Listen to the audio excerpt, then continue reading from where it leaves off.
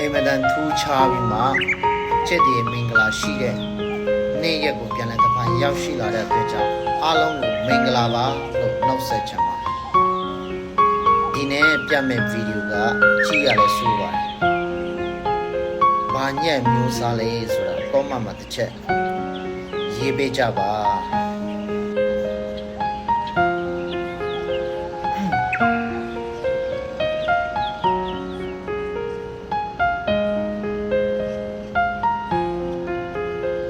စာနာတနာမှုမိဘမျက်တာမရှိတဲ့ညက်မျိုးအနာစရာလည်းညက်ကလေး